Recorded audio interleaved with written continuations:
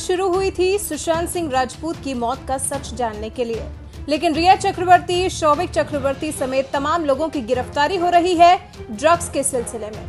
ऐसे में आप सोच सकते हैं कि उड़ता पंजाब फिल्म बनाने वाला बॉलीवुड खुद ड्रग्स के नशे में कितना उड़ रहा है। अभी हाल ही में बॉलीवुड एक्टर और बीजेपी नेता रवि किशन ने जब संसद में इस मामले पर बयान दिया तो बॉलीवुड के दिग्गज कलाकारों को इतना बुरा लगा कि वो रवि किशन पर ही टूट पड़े। जया बच्चन से लेकर अनुभव सिन्हा, सोनम कपूर तक तमाम एक्टर एक्ट्रेस रवि किशन के विरोध में उतर गए।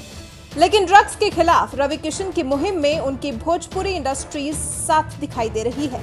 खुद भोजपुरिया स्टार दिनेश लाल यादव उर्फ निरहुआ ने रवि किशन का साथ दिया और उनके खिलाफ बोलने वालों को जमकर लताड़ लगाई।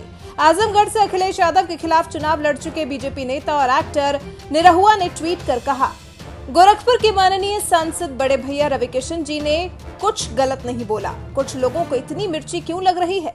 मैं रवि किशन के साथ हूँ। वही लोक गायिका मालिनी अवस्थी ने भी कहा, अगर ड्रग्स मामले की जांच पड़ताल हो रही है तो बॉलीवुड इसे पर्सनल अटैक क्यों मान रहा है? जिसका ईमान साफ है उसे किसी तरह की जांच से एतराज नहीं होना चाहिए। बॉलीवुड में ड्रग्स कनेक्शन को लेकर सांसद रवि किशन ने सोमवार को लोकसभा में कहा था कि ड्रग्स का कल्चर देश में बढ़ रहा है और इसके तार बॉलीवुड से भी जुड़े हैं। ऐसे में जांच की जानी चाहिए। मुझे शून्यकाल में बोलने का अवसर प्रदान करने के लिए मैं आपका आभार प्रकट करता हूं। आज मैं सदन का ध्यान अपने देश के एक बहुत बड़ी समस्या की तरफ दिलाना चाहता हूं। हम सब जानते हैं कि हमारे देश में ड्रग ट्रैफिकिंग, ड्रग एडिक्शन की समस्या बढ़ती जा रही है। हानिकारक दवाओं के सेवन के माध्यम से देश की युवा पीढ़ी को बर्बाद करने की साजिश रची जा रही है। मुझे दुख के साथ कहना पड़ रहा है कि इस साजिश में हमारे पड़ोसी मुल्कों का हाथ है। प्रतिवर्ष चीन और पाकिस्तान के रास्ते देश में भारी मात्रा में नई दवाइयों की तस्करी होती है, मंगाई जाती है पंजाब के रास्ते, नेपाल के रास्ते। और नशे की दवाइयां हमारी फिल्म इंडस्ट्री में भी इसके एडिक्शन करवा दी। अरे सुनो यार, हमारी वो एडिक्शन आज हमारी सरकार ने कई लोगों को पकड़ा है, पकड़े जा रहे हैं। NCB is doing very good work.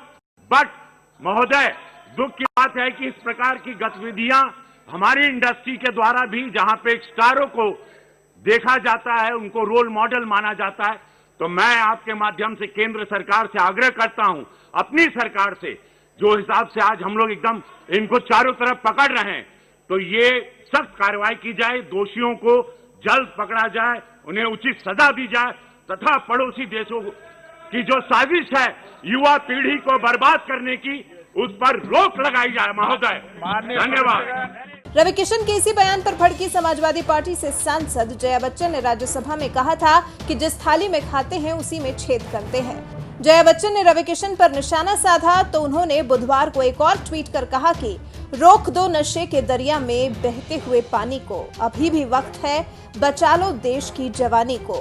वक्त रहते जो न जागे तुम तो अनर्थ हो जाएगा, नशे की लत से तुम्हारा सारा जीवन व्यर्थ हो जाएगा।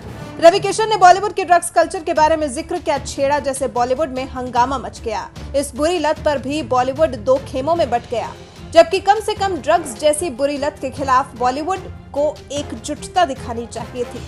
आज ड्रग्स का मुद्दा उठाने पर भले ही सपा सांसद जया बच्चन को बुरा लग गया हो, लेकिन जब उन्हीं की पार्टी के कद्दावर नेता आजम खान जयाप्रदा के अंडरवेयर का रंग बता रहे थे, उस वक्त जया बच्चन को आजम खान का ये बॉलीवुड की बदनामी नहीं लगी और न ही उन्होंने आजम खान के खिलाफ दो शब्द कहे हों। सीएम योगी के मीडिया सलाहकार मृत्युंजय कुमार ने वरिष्ठ पत्रकार राजीव सचान ने जया बच्चन के इस दोहरे रवैये पर कहा, जब आजम खान जयाप्रदा के अंडरवेयर का रंग बता रहा था तब ये हड्डी विहीन रीढ़ देखी थी।